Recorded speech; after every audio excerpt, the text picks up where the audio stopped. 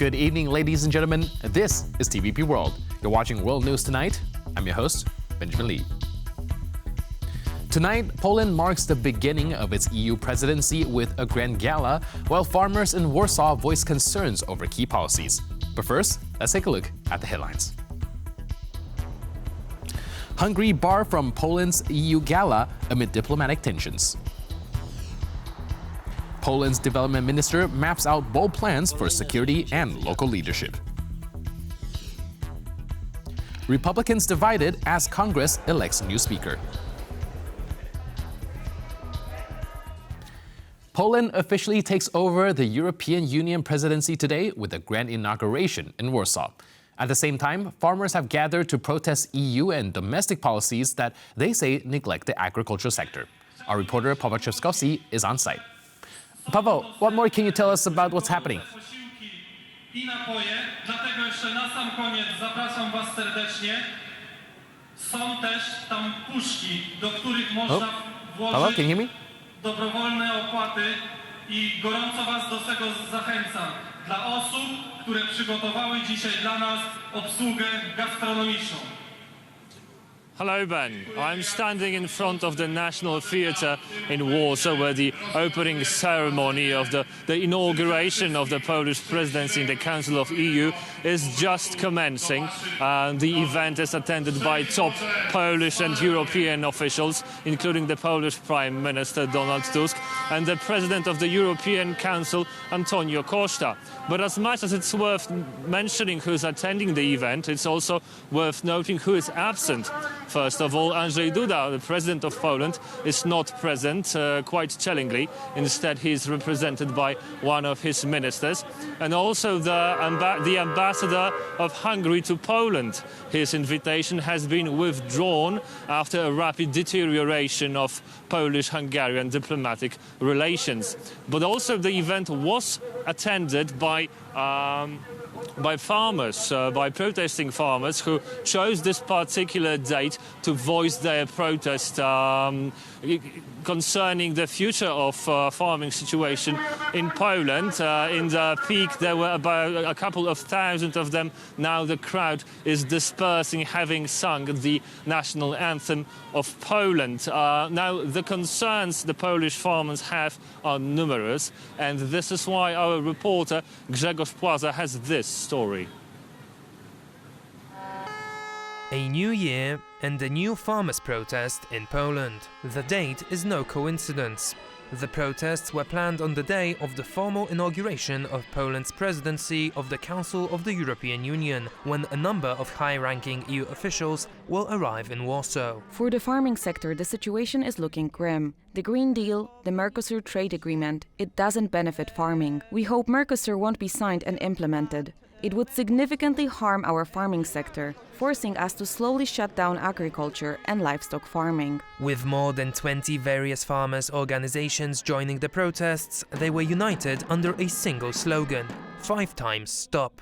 The farmers opposed the European Union's trade agreement with a group of South American countries known as Mercosur, the EU's Green Deal policies, the import of Ukrainian agricultural products into Poland, as well as the destruction of Polish forests and hunting, and the perceived shutting down of the Polish economy. The EU's deal with Mercosur, finalized after over 25 years of negotiations, requires approval from both the member states as well as the European Parliament. However, experts say the farmers' fears are exaggerated. The things that are most impactful for the Polish agriculture sector, poultry and beef in this case. So this is something that could be competitive to our exports. They are far smaller than what Poland currently exports to the EU. The Mercosur deal is the latest point of controversy voiced by the farmers, as previous protests focused primarily on the implementation of the EU's Green Deal regulations and the Ukrainian agricultural imports, threatening the Polish market with dumping prices. What the current president of the Commission and the parliament majority want is a destruction of farming in Europe, and that includes our Polish farming. In fact, it's the German policy which is being implemented, not the farmer's policy, especially not that of the Polish farmer. Official data, however, does not indicate a serious threat to Polish farmers from EU initiatives. In fact, quite the opposite. More than 30% of the European funds Poland has received since its accession to the bloc have been geared towards agriculture, with 2/3 of that money going straight to farmers in the form of direct payments. At the same time, Poland has become an agricultural superpower, with Polish food exports reaching 52 billion euros, a tenfold rise since 2004. Poland has barred Hungary's ambassador from attending the EU presidency gala, citing ongoing tension over Hungary's sheltering of a fugitive ex-official.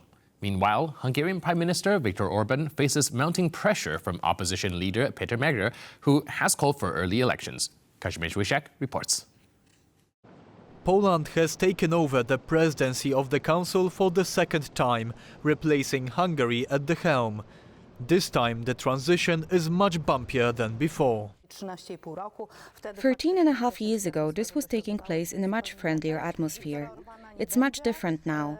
Viktor Orban won't be there, and the Polish foreign minister has sent a note to the Hungarian ambassador that he won't be welcome at the inauguration gala. The Polish government's cold shoulder is the result of Hungary recently granting political asylum to Marcin Romanowski, Polish former Deputy Minister of Justice. Romanowski is wanted by the Polish justice system and the European arrest warrant for allegedly embezzling millions of euro of public money. According to one expert, the future of Polish-Hungarian relations now looks very bleak. Without a change of government in either Budapest or Warsaw, it's going to be very difficult to see any kind of reconciliation. Hungary's black sheep reputation in the European Union stems mostly from the actions of this man, Conservative Prime Minister Viktor Orban. The relations with Russia certainly do not help. And I think even Orban's supporters outside the European Union, in, for example, the United Kingdom and the United States, find this a little bit difficult. And the other is his unashamed promotion of the interests of the nation state against the interests of the European Union. Orban has also been the target of domestic criticism, especially from the main opposition leader, Péter Magyar. In a New Year's speech, he accused the Hungarian Prime Minister of corruption and demanded early elections. Unprecedented destruction and unprecedentedly bad governance, but this is over now. The nation says enough is enough. We're running out of time and we won't give you another chance. Let there be new elections in Hungary. According to media reports, the ruling Fidesz party has been losing support in favor of Péter Magyar's TISA. The next parliamentary elections in Hungary are planned for 2026. So far, there have been no indications from Viktor Orban that he would entertain snap elections. Orban also hasn't shown any eagerness to improve his relations with the current Polish government. Moldova, now independent of Russian gas, is grappling with political instability. Its breakaway region, Transnistria, has been particularly affected by the cessation of gas supplies to Ukraine. As questions arise about loosening Russia's influence in Transnistria, could this pave the way for Moldova's unification? Piotr Mishuk reports. The end of the gas deal has not only been an issue for Slovakia, but also sent shockwaves across the non-EU part of Europe.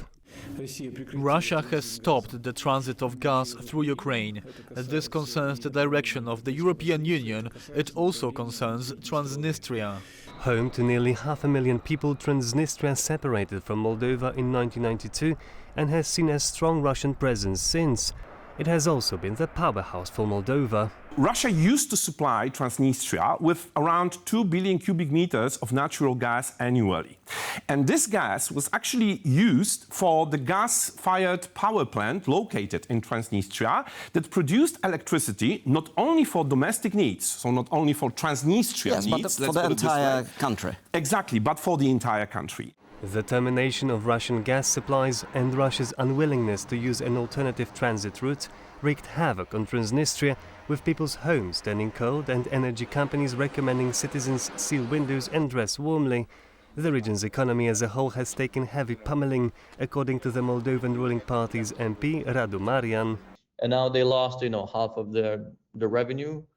And so economically, the region has seen a degradation in the last 10 years. Moldova said it has secured its energy supplies for the remainder of the winter. The country's pro-European president, Maia Sandu, took to the platform X to remark that the situation in Transnistria, located on the left side of the Dnistru River, has been orchestrated by Russia to stir up trouble. By cutting off gas to the left bank of the Dnistru, the Kremlin seeks to destabilize Moldova and derail our European path. Yet, we remain focused on advancing Moldova's energy diversification and resilience. And yet, some experts indicate there's a hidden Russian agenda behind pulling the plug on gas supplies to Transnistria ahead of Moldova's general election in July 2025. But this plan might go awry for the Kremlin, potentially bringing Transnistria closer to unification with Moldova. I think the war has accelerated the reintegration. We already started a gradual economic reintegration. Most of the population there has Moldovan citizenship, 95%. They are using our health services, our public services. 80% of the companies there, they are trading either with Moldovan side or European Union. It remains uncertain how this situation is going to evolve. The people of Transnistria seem to be tilting away from Russia, but the pro-Russian authorities in Transnistria might hinder the process. What remains clear, however, is that Moldova has its eyes set on the European path, an effort marked by the recent symbolic move to replace the US dollar with the euro as the country's reference currency. Poland's development minister, Katarzyna Palczynska, has outlined priorities for EU funding, emphasizing stronger local governance, alignment with European reforms, and a focus on national security. Sasha Fabak reports. Cohesion funds have always been important to Poland, with Warsaw receiving the lion's share of the funds across the EU. The changing focus areas will mirror that of the rotating EU presidency, the minister stressed at a press conference on Friday. An important priority for the future architecture of the funds must be security, and there must be investments linked to the border with very difficult neighbors, of Poland and the EU as a whole. Our border is an EU border. Security and investments on this border are investments in the security of the EU. With increasing threats leveled at the EU by Russia, eastern flank nations like Poland have beefed up their borders in recent months with major surveillance hardware and military equipment, notably Poland's Shield East, initiated by Prime Minister Tusk. Usually, EU cohesion policy is utilized to modernize energy and infrastructure projects in an EU member state, but geopolitical threats caused a push on realigning these funds so that the EU may be ready for any scenario. One of them is larger, more ambitious investments in both dual-use infrastructure, that is infrastructure that can be used in the peace times, but if the need comes, can also be used for military needs, and this is especially important in regions bordering the eastern external border of the European Union. Poland has been the biggest beneficiary of EU regional funds in the bloc, with over 76 billion euros allocated for the 2021 to 2027 period. Although no funds have been directly used for defense joint procurement or purchasing ammunition, Warsaw, at the helm of the EU rotating presidency, will do its utmost to change that. We are also going to be looking into a discussion on how to perhaps loosen very tight today rules on how to invest further into purely defensive capabilities of the European Union, perhaps supporting ammunitions, perhaps supporting defense structures and defense constructions in member states. The European Union has long supported growth with its regional funds, helping raise prosperity across its new member states. Now, with an aggressive Russia on its doorstep, that support may now also be used to make the bloc stronger, and in line with the Polish presidency's motto, Security Europe. With the now pro-EU Poland and a new commission in Brussels, the question is, can Europe deliver?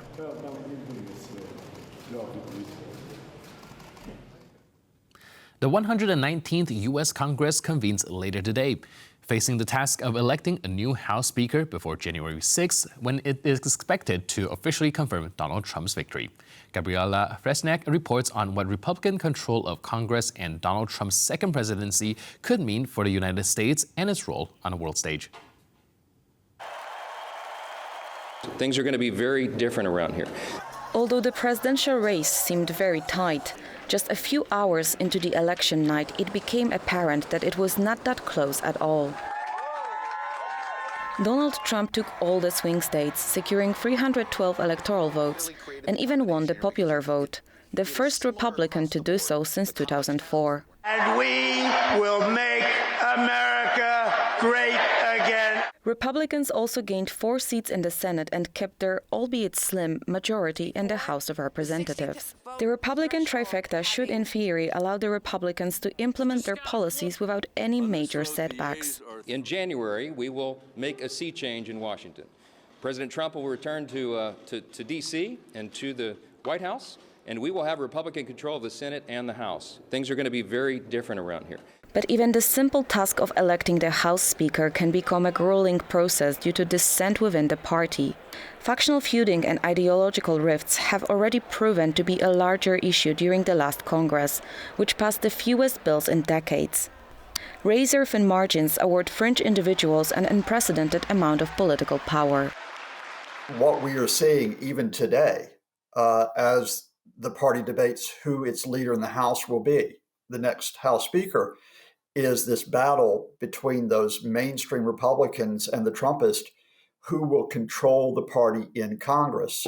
With Trump back at the White House, the Trumpists are poised to grow their influence over the party, a prospect that sparks anxiety among U.S. allies. Will Trump try to cut aid again? And if he tries to cut aid, will the House Republicans, and indeed the Senate Republicans, stand up against him?